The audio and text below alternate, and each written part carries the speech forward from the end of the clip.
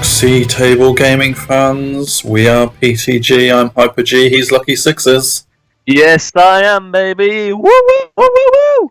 You're really happy to be Lucky Sixes, aren't you? You actually love it. I just love being. I love being. It's one of those questions you can't really answer, really, isn't it? Why do you love being you? Because I'm happy. I just caught you unaware there, didn't I, with that kind of... Yeah. Are you not happy to be you? Oh, I'm delighted. Right, pause the battle rep. Let's have a talk, mate. Well, we are in lockdown. It's pretty crazy times at the minute, you know. All right, fine. We'll stick to what we were here for, shall we? We'll go on to a battle report. All right. So we're into round 2 of Art of War 3. The Ogres. Back to the Ogres, yeah, who were Felixed in round 1. Absolutely. You were Newman. Yeah, Newman. Right up your Jaxie. Yeah. What did you... There was another nickname you gave him. Femond? Or something like that? No. Oh, there was another nickname. If you remember, guys, put it in the comments. Yeah. And also tell us whether it's stuck and everyone's been calling Felix that. Pretty sure we've got that sort of trend-setting power. So. Absolutely. So I took Ogre Khans and faced Demon Legions in round 2. And it's almost a year anniversary since the Demon Legion book came out. And I still have no idea what this book does. Or at least that's how I felt when I saw my opponent's army, which we'll get onto shortly. Yeah, man. So it's one of those books, isn't it? Like I feel like the Warriors one. It's just like obviously new stuff and everything, but it did sort of similar things. Right? Yeah. Like the Helmore was mental, but it was just like one thing. Yeah. In the Demons, like everything is mental. Yeah, definitely. Yeah, totally. It's crazy. So the objective was set as hold the centre for round 2. That's right. Yeah, and we actually rolled up a nice traditional frontline clash. So that's nice. Yeah, I don't get that very often, so didn't really know what was going on with that one. See, normally you roll your 6s early doors. Yeah. Now you rolled your 1s. This is my tactic. Get them out of the way, mate. Well, surely that's a good omen for me then. Exactly. You see what I did there? Omen. So yeah, we've had a few seconds to look at the Ogre list. That is what it was. We've already explained it. Hasn't changed, obviously. Same. And these is the Demon list, and this is controlled by Diego Guigiano. Yeah, I have no idea what nationality Diego is. He still is. Was. He is now. When he's changing again. Absolutely, yeah. But he's Diego, if you're listening, tell us when you're changing nationality again. What were you and why are you now? Yeah, no, Diego's a quality guy, a really good guy. Really enjoyed chatting with him. It's good fun. Actually, funny story. Diego went and got lunch, I think. Was it lunch? Did we have a lunch break? We'd just had lunch. Yeah, we'd just had lunch, yeah. He went and got lunch and he completely ballsed up his timings. So, about 5 minutes into the battle, I was talking to Callum about where's my opponent. Yeah. And Diego walks in with a Subway. Oh, good man. Did he bring you one? No. Oh. To be fair, if I had have done, he would have been even later. So, yeah. So, a default 20-0 victory was swiftly changed into a, hi, Diego. So, anyway, what's he got? He's got an Omen, thankfully, considering that earlier comment. The joke. Yeah, absolutely. With a whole load of stuff. Got a Harbinger on evocation. Yeah. Cool. A big unit of Succubi. And Chilling Yawn, I think, is the one where if you roll 1s to hit, they hit yourself, I think. Okay. Or is that... Yeah. No, sorry, that's Mirrored Scales. I don't know what Chilling Yawn is. That's half the problem with the Demon book. Like, even after you've battled against it, you forget what it all does. That's not the book's fault. That's just that's our fault for not learning it. Oh, okay. I'll consider myself told. Yeah. I mean, I said our fault for Yeah, a reason. yeah, fair enough. So got 2 units of lemurs. They are tough as nails, of course. That's the whole point. Yeah. Big unit. Setup. That's quite a regular setup in a minute. Yeah, I think so. Yeah. Big unit of clawed fiends. They're pretty nasty. 3 brazen beasts. A Titan Slayer chariot, and I don't like that at all. And a threshing engine that can fly. Sweet. Yeah, and finally 2 units of 5 hellhounds. Yeah, hellhounds are sick. You're seeing them a lot in a Demon's army at the moment. They're pretty nifty. I think Jordan's, not now. I don't know what he does now, but he did run like 21 of them. I think at one point. Nice. Or it might even been more. It might have been like 3 units of 12 or something crazy. Awesome. Well, yeah, I played Marcus not so long ago, and he had a couple of units of hellhounds, I think. Yeah, or at least one. I could be lying. Yeah. Anyway, everything's swift stride. Everything's quick, man. Yeah, definitely. So I got some pictures of Diego's army because they were very, very nice indeed. A lot of custom builds. I'm not sure where on earth these models are from, but they are very scary looking. Like if you were going to have nightmares about demons, this is what you'd be seeing. That's the point, right? That's what demons are meant to be. I mean, what even is that pile of poo at the back? Poo. I mean, it's a well painted poo, so you know. He's literally polished a turd. Absolutely, yeah. So nice colour scheme as well. Yeah. That sort of does look good, then, man. Dirty colour, yeah, really cool. No, nice, cool. Looking forward to this then. Yeah, and some more on the hill. Yeah. Obviously, that's not his deployment. It's terrible. This is the deployment. There we go. There's those straight lines I love. Oh yes, good old frontline clash, eh? So I have got from the bottom scrappling bows, scrappling trappers in front, a saber-tooth behind, a unit of tribesmen with the shaman on the nearest to the right side, with the BSB behind it, another unit of tribesmen in the middle with the Tusker General, 2 scrap bolts behind, giant, another unit of scrappling bows, another unit of tribesmen behind that, and then the rock auroch and the yetis with the hunter on the left, and a saber tiger on the left as well. My God, I've got so many units. Well, that's MSU, mate. Yeah, I know. That's the price you pay. Yeah, it really is. It really is. So I have this unit and this unit. Yeah. So his deployment, starting on the same side, the right side, as we're looking at it, I think is the threshing engine on the far right. Yeah. And then he's got the what's it called? Another single model. I don't know what that's called. Whatever is in the forest, and then the poo next to it. And then he's got the hellhounds, a unit of lemurs, the big suckerboy unit. The other lemurs are behind the hill, I think. Okay. Yeah, they're sort of hiding from the camera. And then he's got another unit of hellhounds, the clawed fiends, and then on the far right, on the far left, is the brazen beasts. So quite a lot of demon units as well, actually. Yeah, man. Yeah, so this is another view of the other side. All looking pretty nifty. He gets first turn, which was part of my plan. I always wanted second turn, so I was never fussed about my opponent getting first turn. Can't remember how he achieved it, but he did get it. Yeah. Moved up relatively tentatively, all over, really, which is fine by me. Not bothered about that. So it's a very organised demon line moving forward.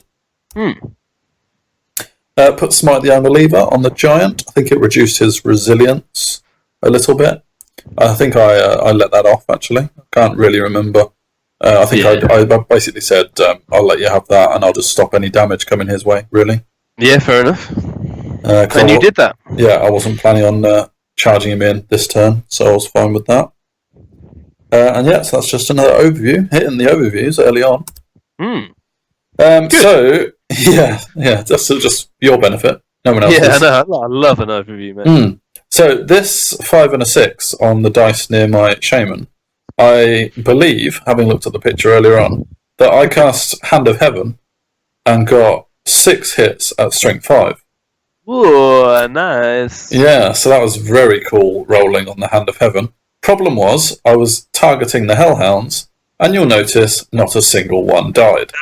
Oh, man. Oh, Diego, man, I swear. I mean, this is early days, but he is saving his 5 pages. Hey, that's totally. what you want, mate. Yeah. That's what you want. Yeah, he did. So he survived easily into turn 2 and moved forward, like so. Yeah, still relatively tentatively. There's no charges going on there, but actually, no, sorry, that's a bit of a lie. I think the Hellhounds failed to charge into the tribesmen. Okay. So yeah, they just moved up a bit, but then he just moved his lines accordingly. And on the other side, I think those Hellhounds probably declared a charge as well. No, they didn't. They must have moved because they wouldn't have failed to charge and got that far. No, they didn't. Yeah, but they did take a few casualties from the scrappling bows shooting at them last turn. So yeah, he did fail a few of his 5 pages at least. Well, there you go. What am I complaining about? We'll call it even. He gets Whispers of the Veil off on the tribesman, and somehow he has done a wound to the tribesman. I'm not really sure how, but yeah, must have been something. Must have been something. It usually is. And then going into my turn 2, cracking on with it.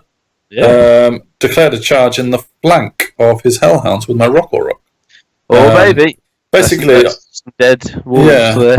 I was kind of thinking that his Brazen Beasts in the top left of the screen now, they're a real bit of a stalemate maker between my Rock and him. Yeah. And so I was thinking, I don't really want to waste my Rock. So I saw that the Rock had a flank charge into the dogs, the Hellhounds. And I just thought, right, I'm just going to send my Rock on a bit of a rampage. Yeah. Yeah, he went for it, really. And it meant that I could totally redirect where my Rock was going. Fair. I marched up a unit of tribesmen in the middle as sort of chaff stroke speed bumping, just to sort of like make him charge them while I kept my range going. Yeah. Because predominantly I was thinking I am a ranged army. I just want to chip away at him until I'm ready to actually get into combat with him. And a little nifty move in the middle with the Rock charging, it meant the giant Rampy was free to march forwards 14 inches. And there was a very small window where he could actually march out of everyone's line of sight. Oh, right. Apart from the lemurs that were directly in front of him. Okay. But you reckon you can take them because you're strength 7? I'm strength 7, yeah. So, yeah, he is res 5, but that doesn't matter. And there's only 10 of them. He has got his Harbinger in there. So I was thinking, yeah, just get hold of them and, yeah, go for it, really. Yeah, man. So I was happy with that little manoeuvre. And the Yetis are very much now holding off against the Brazen Beasts and the Clawed Fiends on the far left corner. I moved the Trappers so that they could be as far away from that threshing engine as possible. So basically if he wanted to get the Trappers, he could come in the corner and waste a few turns going over there. So it's like a pretty easy charge. It's not guaranteed, but he is movement 10, so yeah, it's quite a way. But I also saw that he did have a flank into the scrappling bows, which wasn't actually ideal. I was actually kind of hoping in a way that he'd take the trapper charge. Oh, so you left the flank? Yeah, I mean, I kind of wanted to leave that to see what he would do. Okay. Because the threshing engine, once it's done its impact hits, it's not actually that damaging, in my opinion. Okay. I was gonna find out, basically. Oh right, see what it does. Yeah, see what it's all about. Exactly, and I knew that I had my general and my BSB with the scrappling bows, so I knew I was going to be steadfast. So I was hoping that would be enough to either discourage the threshing engine from coming in, or allow me to stick around if it happened. Yeah. So the Rock goes straight through the Hellhounds and overruns 12 inches. Oh, blimey. Yeah. It actually failed its frenzy test, so had no choice but to overrun. Okay. And so, rather than my tribesman being a little lone chaff unit in the middle, now I've got a massive Rock there as well.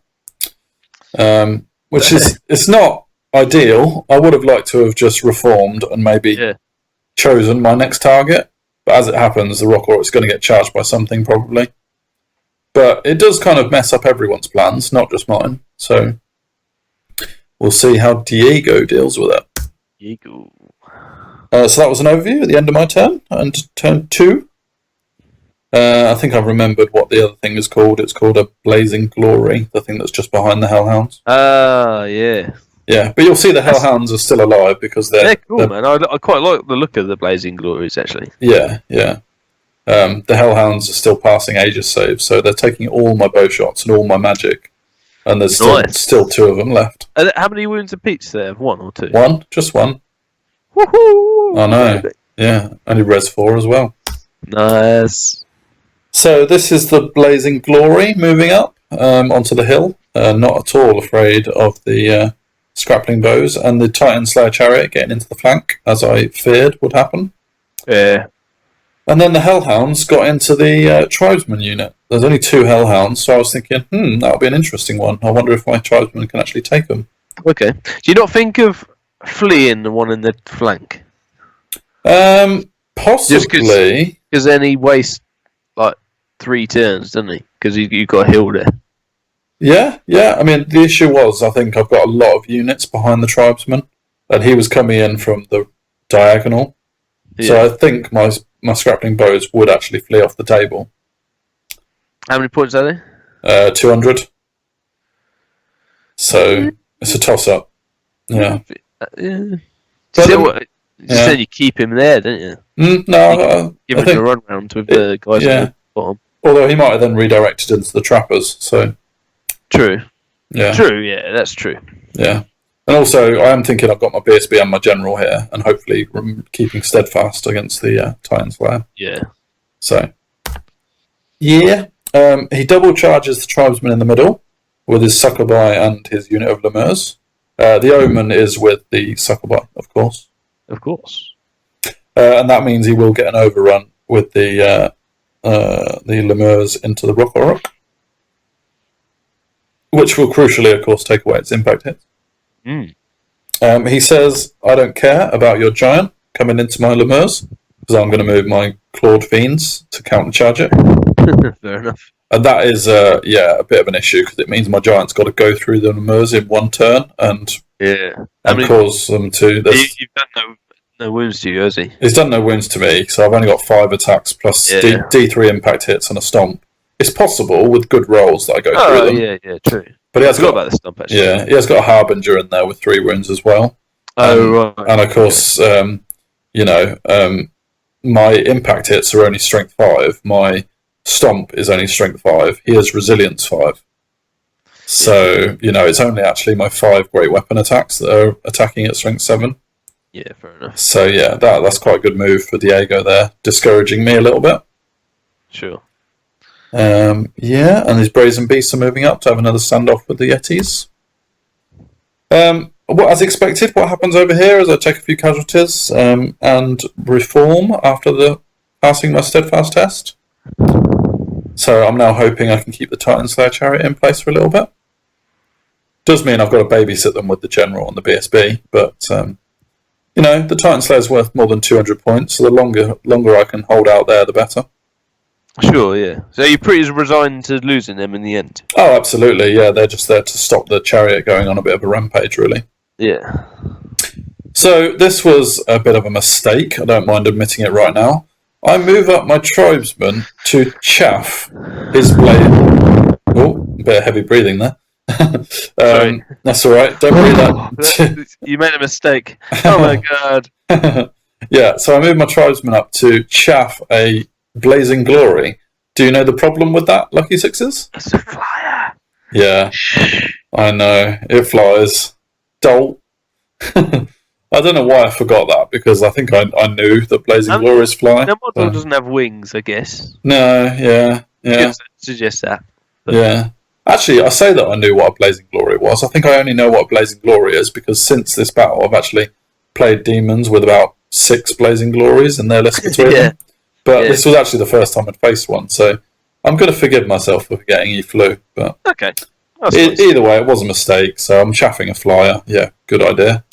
I've also chaffed the Succubi with the Omen with my Sabertooth. Mm-hmm. And he overran his Lemurs into the Rock Auroch, of course. But that did mean that I managed to get a flank charge with my General into his Lemurs to help the Rock Auroch out. Ah, cool. And I totally turned down the charge with the giant and moved the giant over this side to come and focus over here. And so, as it happened, the Rock took a hell of a lot of wounds to the Lemurs. Yeah. Diego rolled a whole load of 6s, and that was just a unit of standard Lemurs. So Strength 3. I think they're strength 3. So even at strength 4, they would have still needed 6s to wound. Because they're res high, aren't they? Yeah, res high and strength low. But I was failing my 4-up armor save as well. So yeah, I took a whole load of damage there. Yeah, which is a bit crazy. But my general definitely helped out to kill the Lemurs at least. Yeah.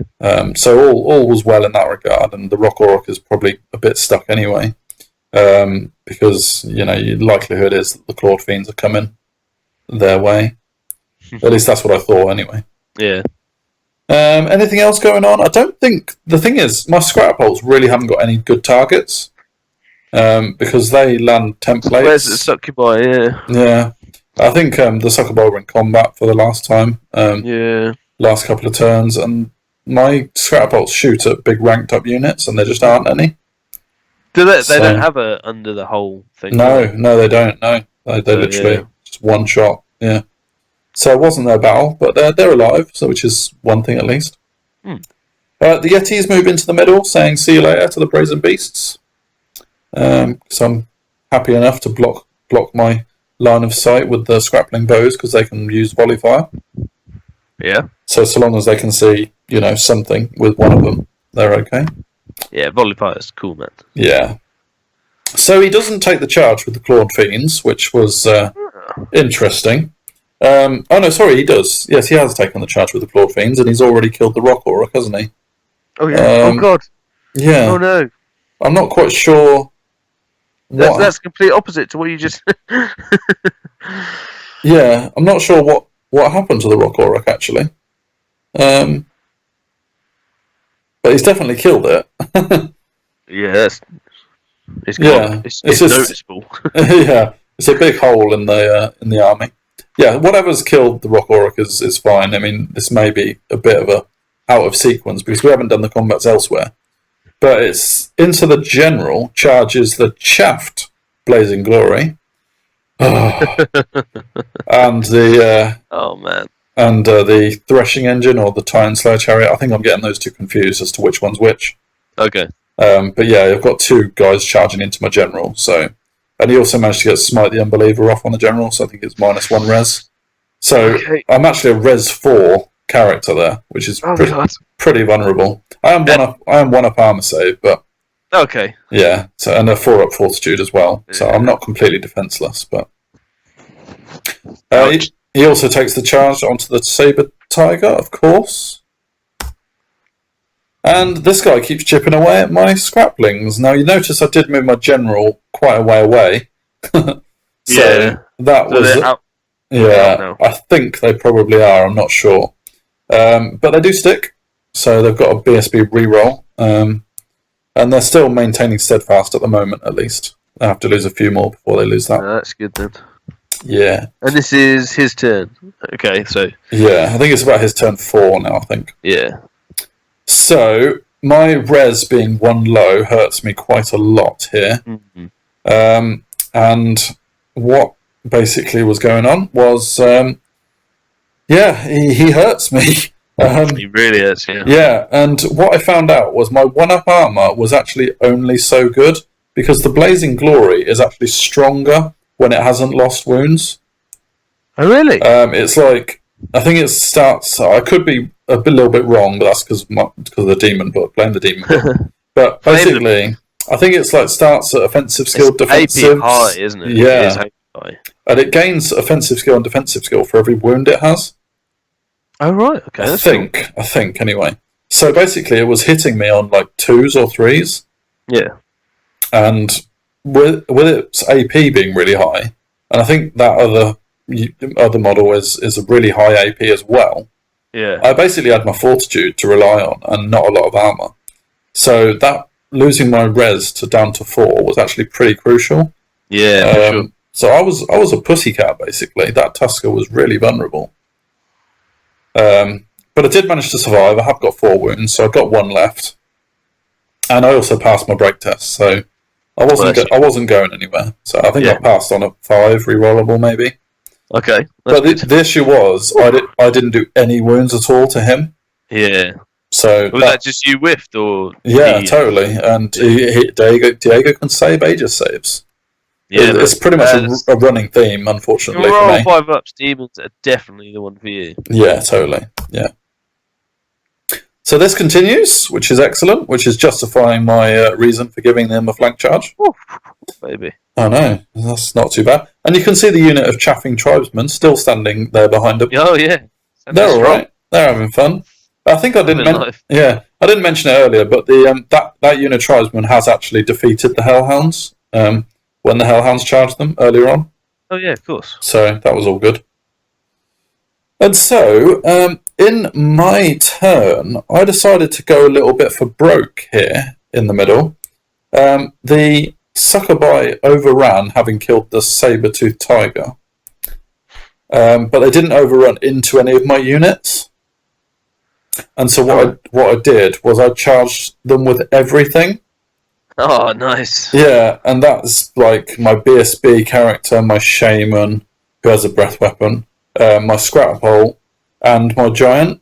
And that is all 4 models have impact hits. Oh, sick. Yeah. So you get Succubi as well. Yeah. 3. See you later. Absolutely. Oh, sick. Now, I do know that the Omen is awesome against characters. So I've got that issue going on. Oh, what? And the Omen's... Oh, yeah, and he's against both characters. So I have got 2 characters in there. Any different? I don't think so, because I didn't have a lot of board to work with. Because the Succubi really moved forward quite a lot. So I think I was only a couple of inches away. So I couldn't really do a crisscross manoeuvre. Fair enough.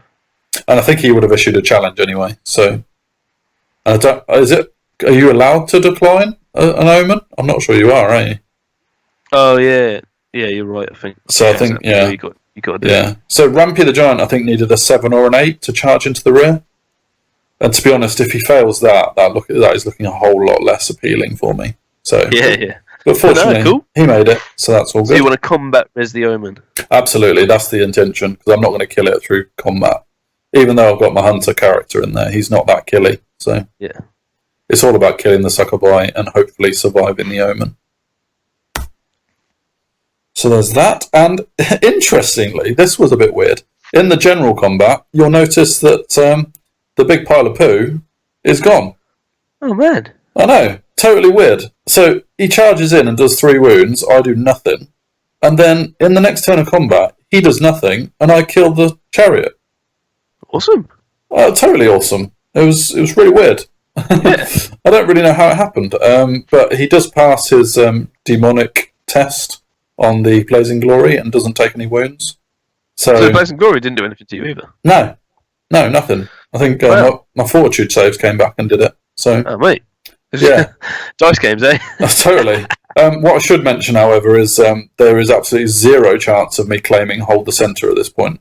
Yeah. You know, he moved up and he claimed hold the centre the whole time he moved forward. And that's quite a tough one for your list, though, right? Yeah, totally. I've got nothing that can literally hold the centre. I might be able to move into the centre for a short amount of time, but I definitely can't hold it. So I think that was part of my reason why I moved the unit tribesman up there earlier on in my turn 2 to get into that area. But even that wouldn't be enough to help me claim the objective by any means. Yeah. Yeah. Oh, okay. So that's it. Oh yeah, my God. That is it, because we were running out of time, big time. I think we only got 5 turns each in this. Oh, okay. So yeah, it was my turn 4 when I charged the giant and everyone into the Succubi. Because I went second, I think. Oh no, it must have been my turn 5, mustn't it? Because this was literally the last turn. Second. Yeah, it was the last turn. So what happened?